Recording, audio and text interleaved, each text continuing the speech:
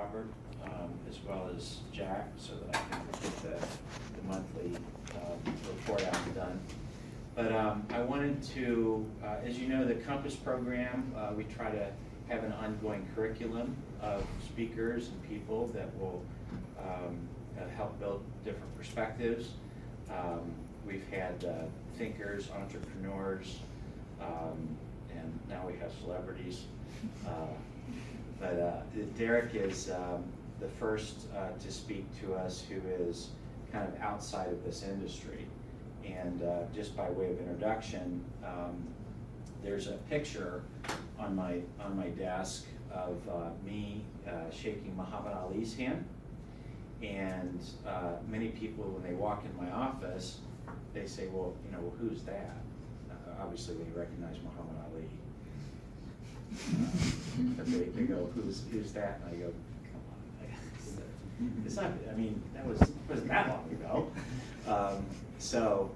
But actually, that picture was taken when Derek and I, right around the time Derek and I worked together. I owned a mortgage company, and Derek and I had a chance to work together for 5 years, maybe, something like that. We went through the ringer together. We got a first row seat in the U.S. financial crisis, in the front row in the mortgage industry.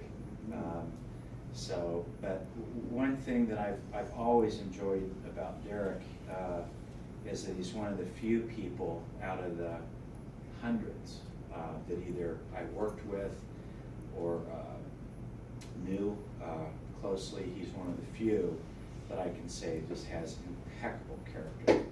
He has impeccable character. And I've watched him grow as a professional.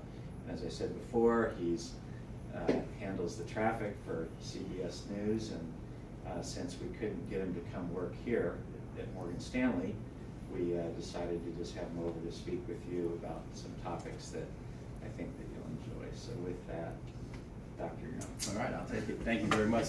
Thank you, everyone, again. And it's interesting that we're being taped at this point because a colleague of mine has been walking around the office for the last 3 days on Periscope. Anyone on Periscope in here? Or are you familiar with Periscope? So Periscope and another friend and I were trying to come up with some way to tie Periscope into like colonoscopy because it's just a pain. And basically it's a way to online stream video. So she's walking around the office, bugging the mess out of everyone, you know, kind of taking you out of your comfort zone, putting video on Twitter. It's owned by Twitter. And she's doing this all day. And we're sitting there like, okay, the first 2 days it was cool, but now it's kind of a pain because in your office you want to just be able to be yourself. But the point of it is we no longer live in a world where we can just be ourselves because in most cases someone is videoing us.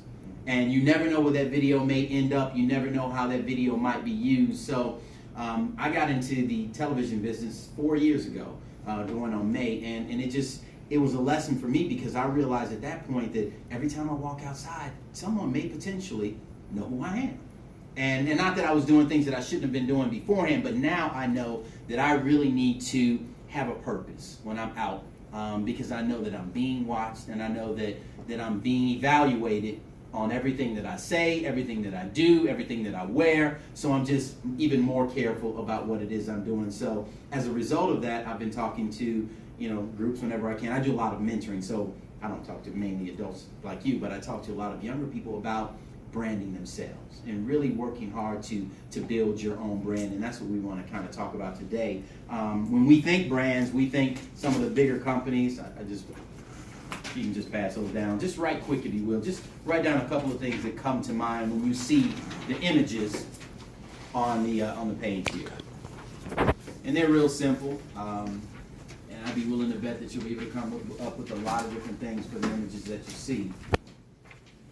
And we'll do this for just a quick minute. I know we got 20 minutes, so let me get my timer out and make sure. And there are prizes for people who do this right, so do a good job on this because I bring gifts wherever I go.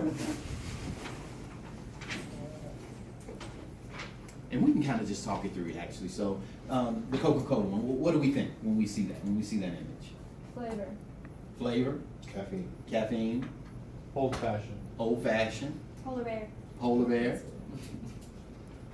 Anything else? Unhealthy. Unhealthy, okay. Anything Glass else? bottle. Pardon me? The glass bottle. The glass bottle, okay. Red. Red. What about the apple? Success. Success. Power. Power. Quality. Quality. Design. Design. Adam and Eve. Adam and Eve, okay. Sure they didn't. Well, they did. Anything else? Style. Who's that? Style? Innovation. Innovation, okay, cool. And what about that gentleman on the top right there? Beer. Success. Most important. Liquor? Which, I said success. success, okay. Is this for like a liquor company or something? Oh, then I. Dos Equis. Mm-hmm. Oh, that's what it's like. Confidence. Right. Anybody know his nickname? Most sophisticated man in the world. Close. Interesting. Most Most interesting. interesting man in the world, right? Yeah, I mean, and it's interesting because I think more people know that and know his face than they even know what he's associated with, which is Dos Equis, Dos Equis. the beer. But the point, and it was interesting what you guys did here because Coca-Cola, depending on the audience, Coca-Cola can get praised like Apple did, or in here we were kind of like middle of the road with it, right? You know, caffeine we heard, you know, unhealthy we heard, you know, not the image I'm sure that they want to have out there. But the bottom line is each of these brings some type of image, some types of characteristics to mind. And the thing I want each of us to think about is you do the same thing for the people who interact and for the people who are associated with you. There was a time when, who has a web page in here? Anyone have a website actually of their own? Okay, so who's on social media? LinkedIn, Yeah, LinkedIn. Yeah. just LinkedIn, Facebook. Facebook. I Okay, you got it all. No. Twitter, No, Instagram. no Twitter. Okay, no Twitter. Okay, what about you? Which one? Same thing. Instagram, Facebook. And LinkedIn. Okay, Just LinkedIn. just LinkedIn. I'm really bad with it. Uh-huh. I used to have all the accounts and kind of just stopped. You got, okay, you Yeah. got rid of them. Oh, about how long ago? I didn't get rid, but I just don't use You them. just don't use it. Yeah, Okay. except for Instagram. I would say. Okay, so if someone Googled you, would your account still be there? Yes, yeah. Okay, cool. Mhm. Yeah. Instagram and Facebook. Instagram and LinkedIn, Facebook. I used to do. And what was the last week? LinkedIn. And LinkedIn, okay. Facebook, Instagram, LinkedIn. Okay. Facebook, Instagram, LinkedIn, Snapchat, Oh, shoot, okay, cool. It seems like we're not big on Twitter in this group. and Twitter. Which is interesting, right? Yeah, Yeah, I would I find that think- fascinating, I think your actually. industry's big on Twitter. And we are, very Yeah. much so. I mean, I hate it, but my bosses want me to be on Twitter every single morning. I mean, even right now, they prefer for me to be on Twitter tweeting out what we're doing right now, but I need to disconnect. But the point is, we're all out there in some way, shape, or form, whether we're currently active or not. Someone can look online and see an image of you and get an idea of who you are as a person, or at least get an idea based on what you put out there. And that's the thing I want us to think about is, what are you putting out there? Are you putting the right things out there in order to give people the impression of you that you want to give them? And because in most cases, I see people not doing that. A friend of mine, my coworker and I were just talking today. Her niece, she overheard my conversation today, took a picture, posted it on Facebook yesterday. She's sitting on a railroad track with her hands on her chin, her elbows on her knees, and she has a caption, waiting, wishing. What do you think about that when you see it? That's artistic. Suicide. Yeah. Suicide, right? What else do you think? She's deep in thought. Does anyone think anything positive? No. But when she called her niece and said, what in the world, what's going on, what's happening, what are you doing? Her niece is like, what are you tripping on? She's like, well, I saw your Facebook post. What was that all about? She's like, I just heard the song, Sitting, Waiting, Wishing. Who's it? Jack Johnson. Right? And she decided that this is how she was going to, show people that she had just gotten introduced to this song by sitting on a railroad track with her hands on her face, saying, but she left off the sitting, so people completely missed the whole Jack Johnson piece, right? All they got was the waiting and the wishing. And her aunt was like, oh my God, we need an intervention. And I say that to say that, she wasn't being purposeful about what she was doing. She hadn't really even thought about it. And we live in a world now where you really have to be purposeful about what you're doing. Now, Coca-Cola would like for us to say different things, right? Probably so. And they're, depending on where we are, some people might, because clearly they're probably the number 1 or number 2 brand in the world. So they're doing something right? It just depends on the level of consciousness of the people that you're dealing with. But a whole lot of people, you open up their fridge, you guarantee they're gonna have Coca-Cola in there. Anybody have a Mac in here? Most of us do, and you may not drink those. I put him on there because I wanted to personalize it. And I wanted us to start thinking and ask ourselves, let's assume that that's your picture. And I'd be curious, just take a second and write down 3 or 4 things what you think people would say about you. And let's not make it your best friend necessarily. What might a teacher say? What might an employer say? What might a friend say? Just some characteristics that people would say are characteristics that they normally see in you. I know David, I'd say organized. You guys have probably heard that. That he's I'm not an organizer. Just for the record, I guess I should have said that up front because I'm sure everyone knows what an organizer is in this room, right? Well, I am not. I'm still not sure where I am. David tries to put me in the exhorter category. I don't personally think so. I think I'm like a mixture of a lot of different things. Like when I read the horoscopes on a daily basis, I'm like, I can pick something out of every single one. So I wasn't just born in August, I was born in all the months. I'm a little bit of everything.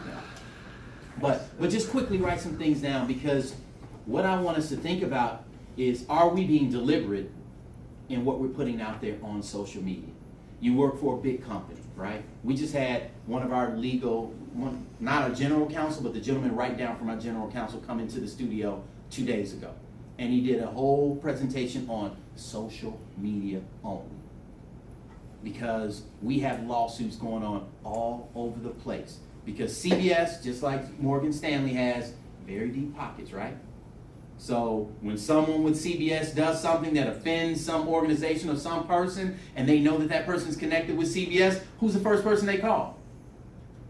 I remember seeing that an article on Twitter about a news reporter posted a picture of a young man that got in trouble, and he had his shirt off.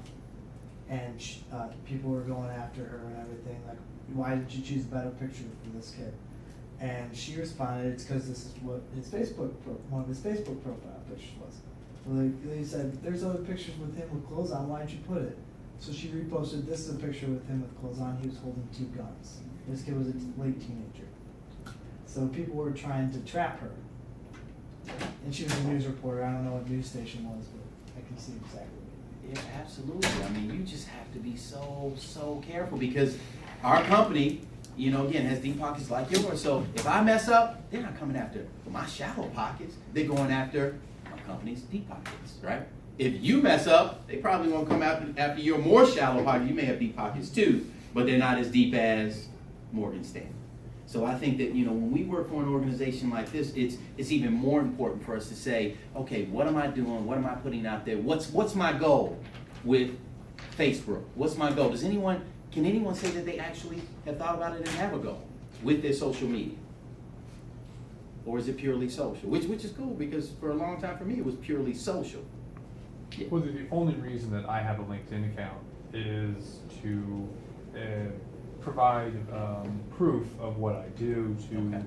potential prospects, clients, other members of the industries, not on the Facebook or all that other stuff, because I always think about, in 40 years, who's going to be the president?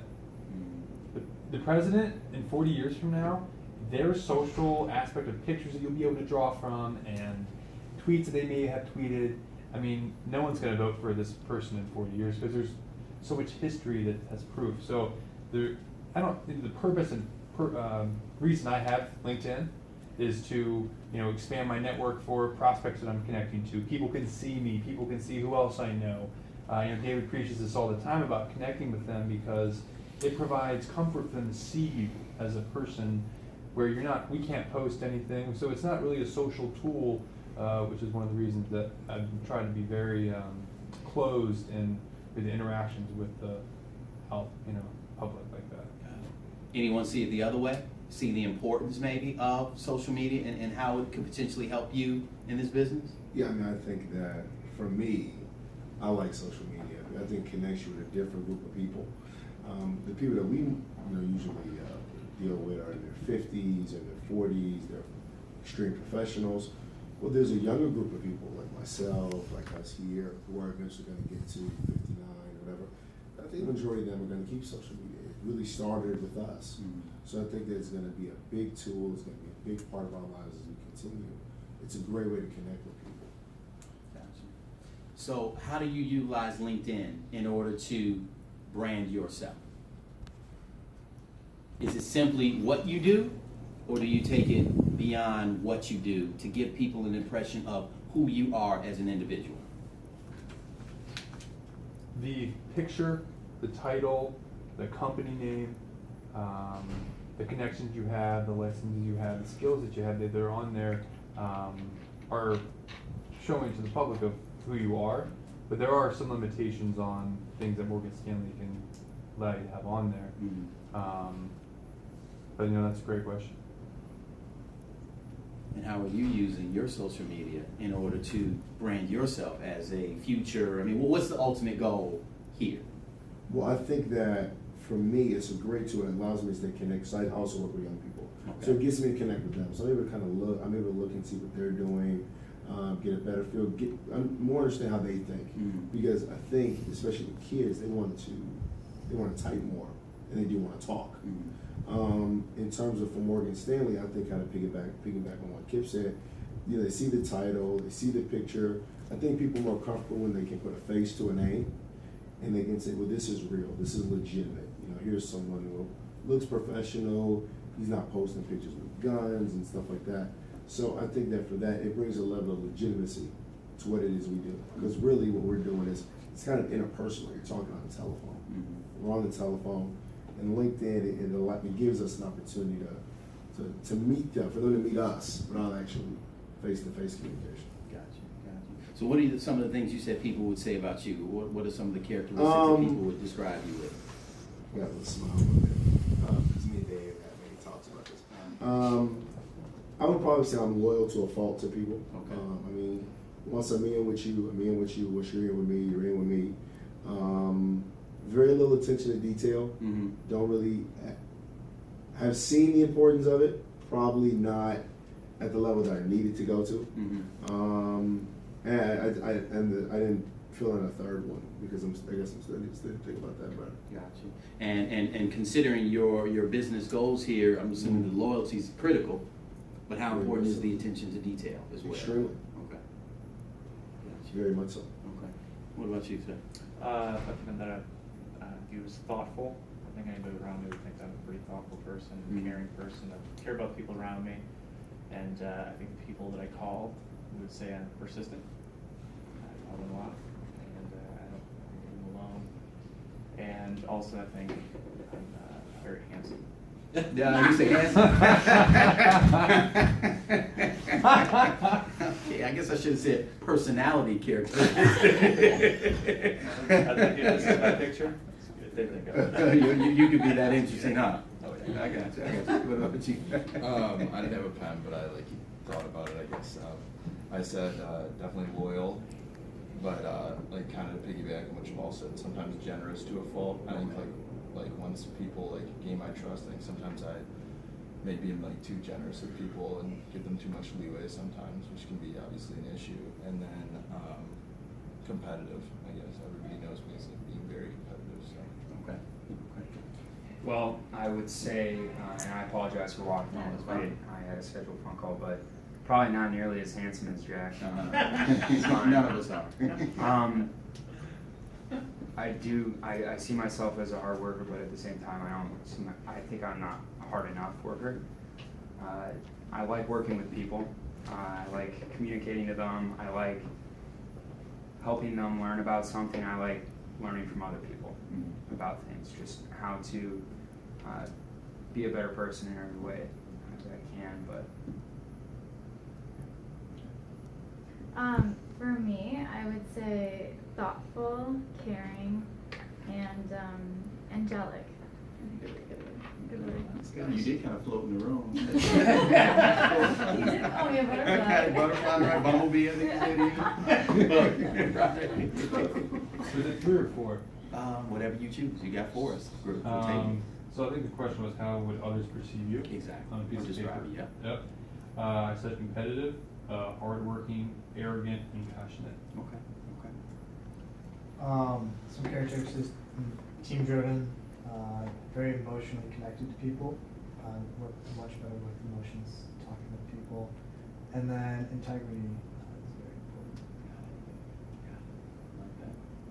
I had helpful, competitive, and generous.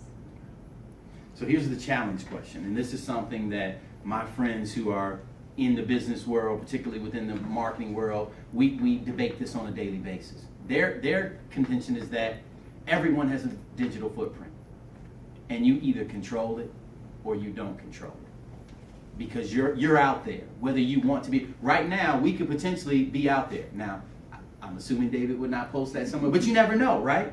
And you never know what else has been put out there. So their thing is either you direct that image that you have digitally, or you take the risk of someone else directing it. Your friends who are posting pictures of you, your family member who's potentially posting pictures. I have a buddy, I called him recently. I said, hey man, how's New York?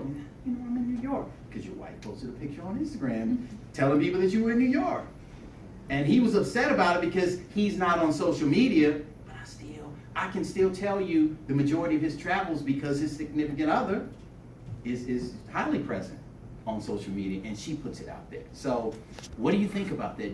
Must we, in this very digital world, take a stance toward defining who we are on social media, or can we take the risk of not doing it? My guess is, well, I'll tell you what my guess is after you. Any thoughts on that? Yeah.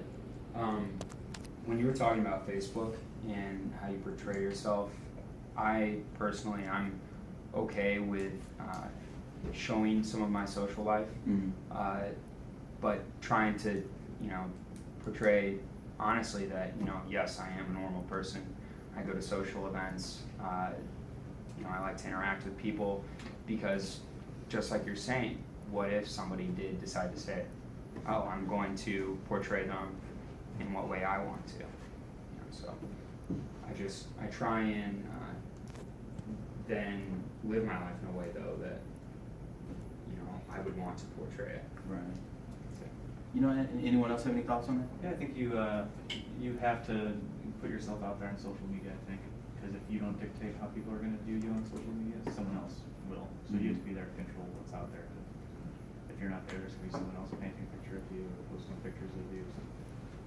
And even if not pictures, characteristics, you hear about all these companies doing all this mining, right? This data mining.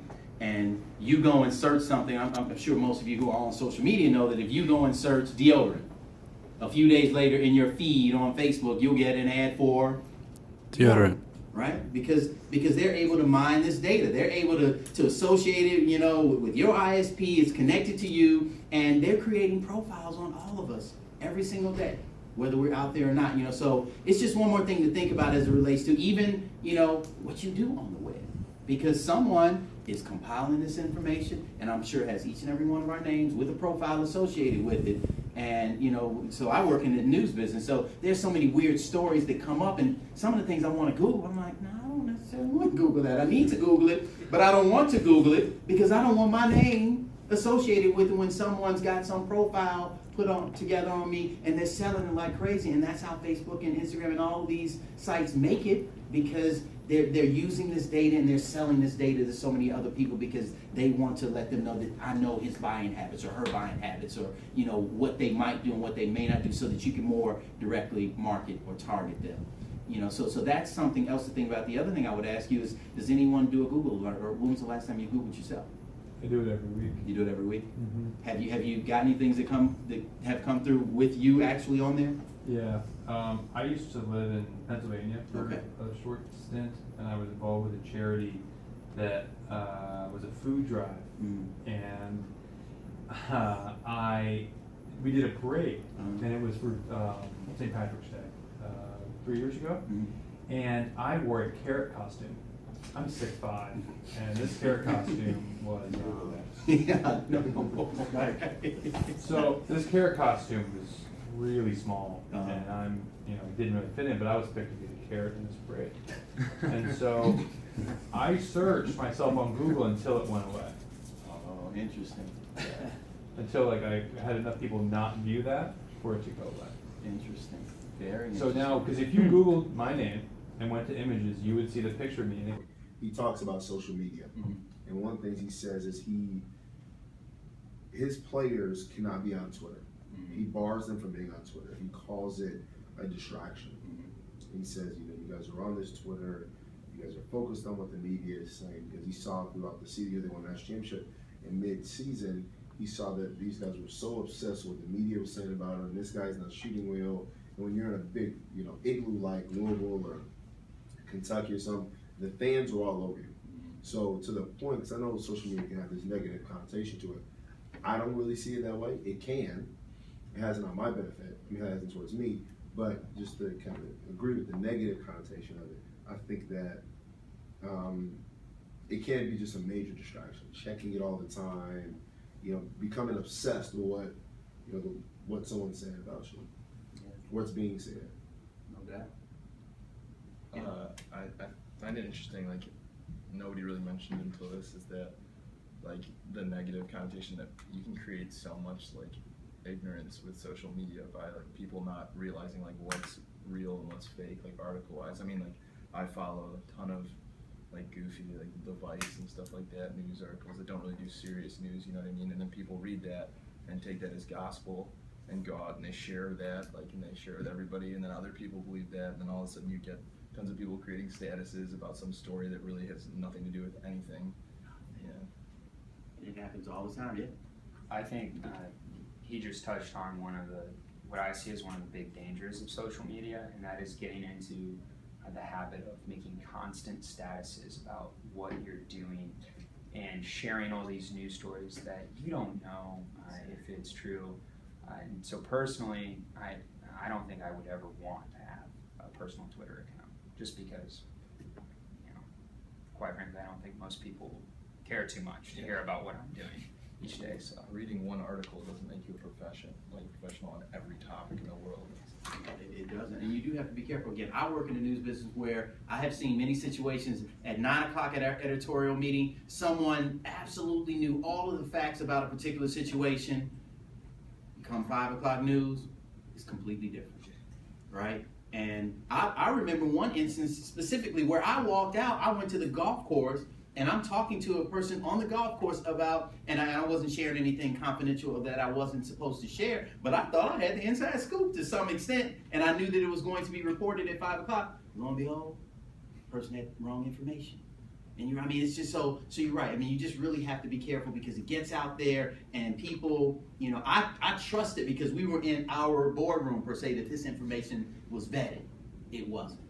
It really wasn't. But to just kind of get back to my point, the biggest point that I want to make is if you don't drive your image, someone else will. And my thought is, even if you're not on it, you got to make sure that the people around you are aware of the image that you're trying to drive. I mean, you guys are in a business where your image is everything.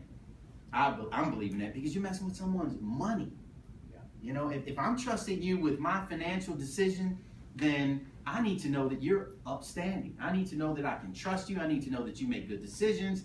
And you may be making a good decision on how you manage your social media, but if the people around you don't know how you want to manage yourself digitally, you could just as much be in problems by not doing that than by managing just your own. So, you know, I would say think about it, be purposeful, you know, and come up with the reputation that you want people to have for you. Hopefully you're living that reputation, right? Because authenticity is everything, you know, and people know when you're fake and when you're not. You know, if I go outside and I'm mean when I'm walking down the street, people will never watch my news program again because like, this dude's smiling and happy in the morning and he's a jerk when I see him on Monroe, you know, walking down the street. So, I mean, it has to be consistent, but I would say that you really need to think, all of us need to think, what do I want people to think about me?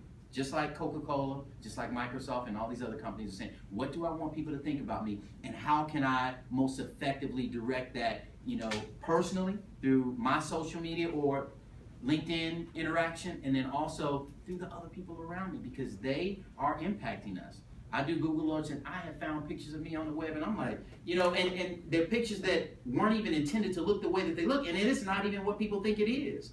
But somebody had a bad angle or whatever it might be. So if you're not doing Google alerts on yourself, especially if you have a common name like myself, because there's so many Derek Youngs I've gotten. People have asked me if I've been in prison, Derek, because they know a Derek Young who grew up in Chicago, went to De La Salle, who was, and I'm like, nah, that's not me. So my thing is, I want people to know who I am, because I don't want them to mistake me for who they may think that I am.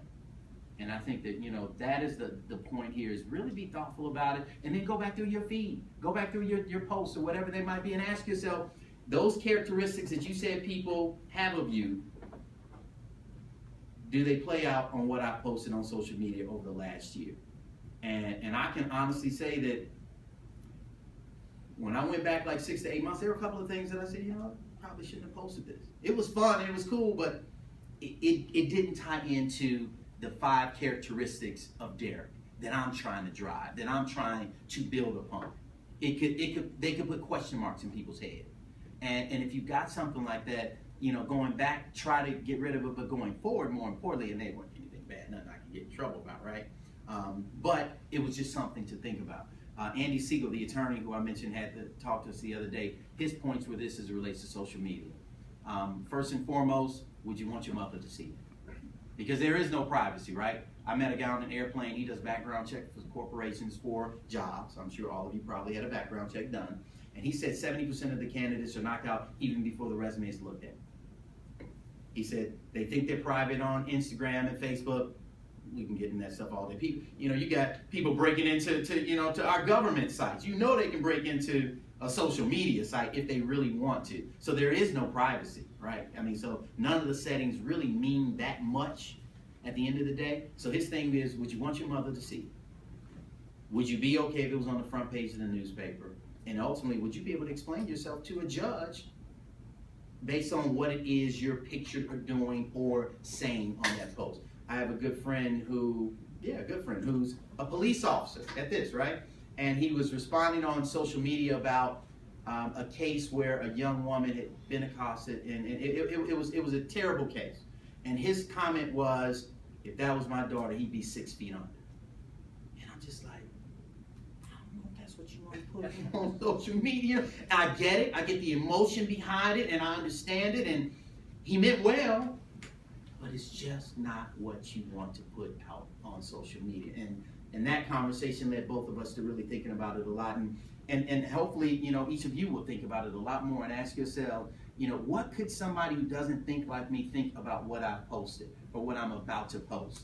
And I'm hoping that it will stop you in some cases, because I see friends and family members. I'm almost 50 years old, and I see my friends posting stuff that I'm like, oh no, that's the last thing that I would post. But we get in the moment and we justify it within ourselves, but sometimes you need another set of eyes on it.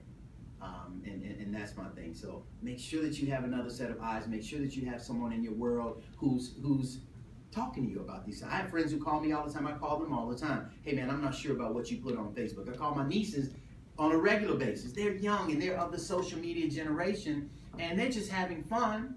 But I'm like, nah, people can misinterpret that. And if it can be misinterpreted, it probably will be misinterpreted. Any other thoughts? Yeah.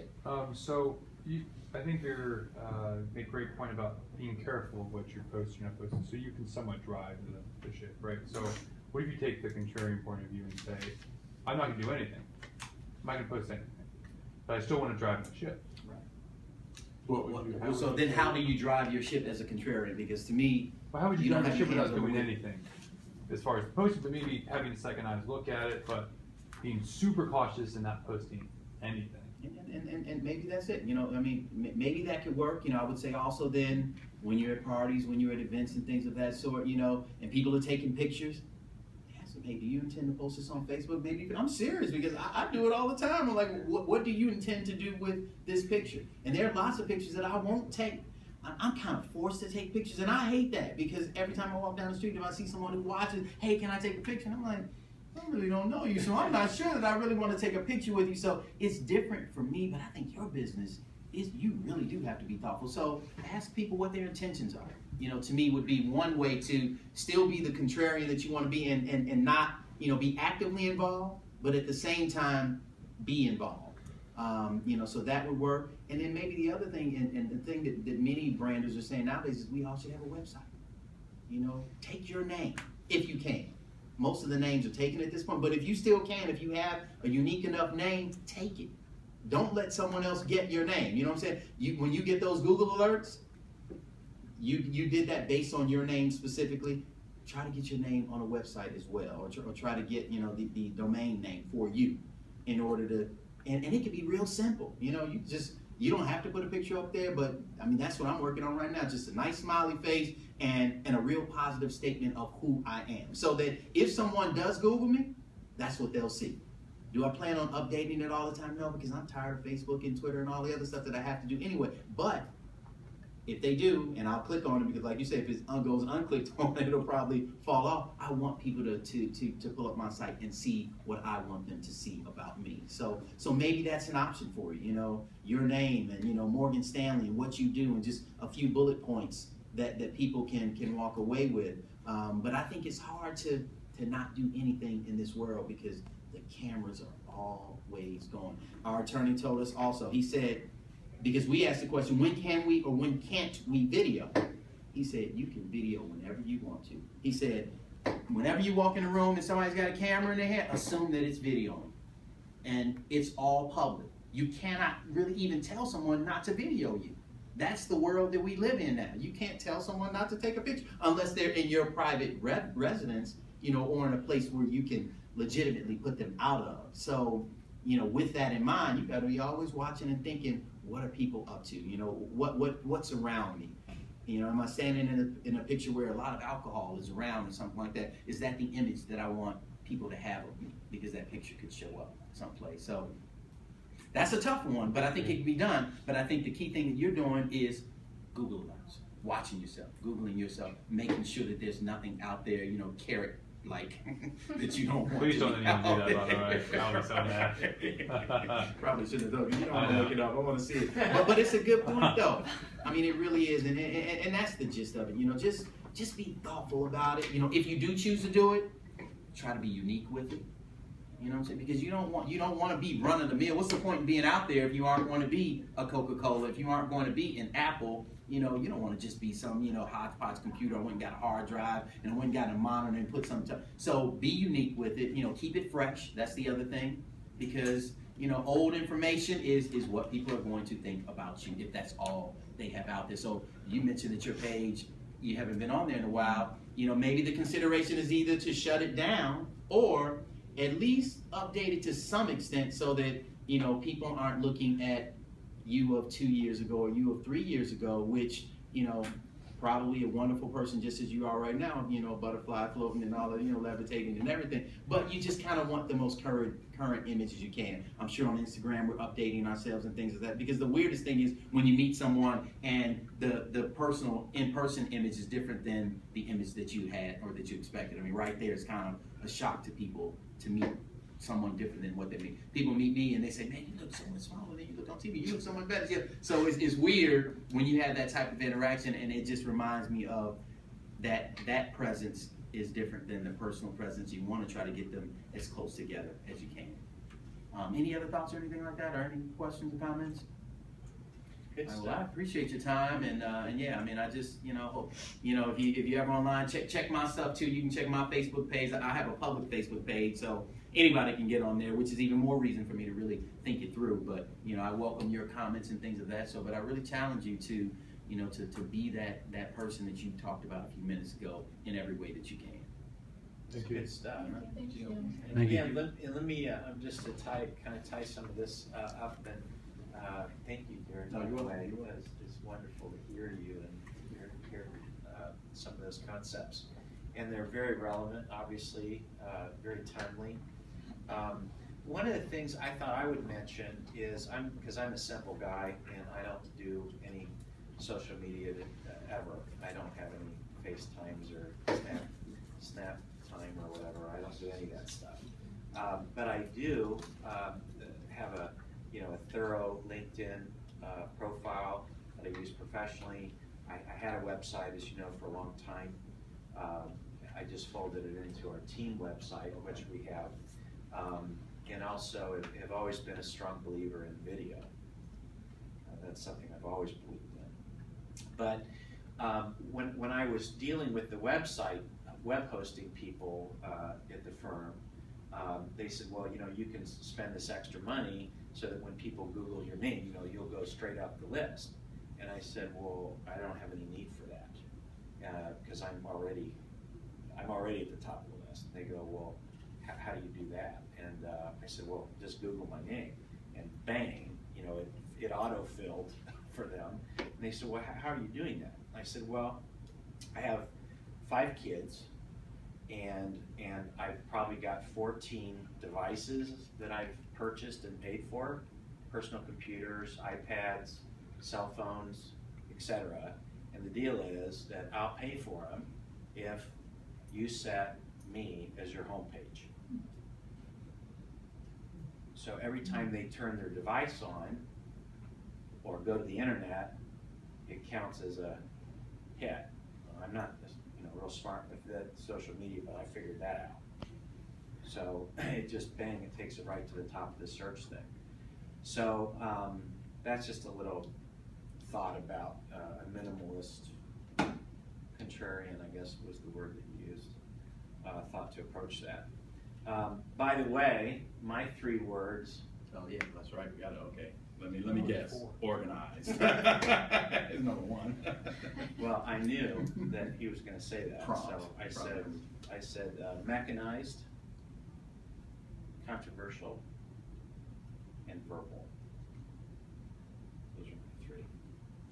Speaking of mechanized, can I just share a quick story? So, I'll never forget, I visited David's home years ago, and his garage was the most organized garage I've ever seen in my entire life, right? You know, down to the point where, and maybe you all have this too, don't get offended if I say it, but where you pull in and, you know what I'm talking about, don't you?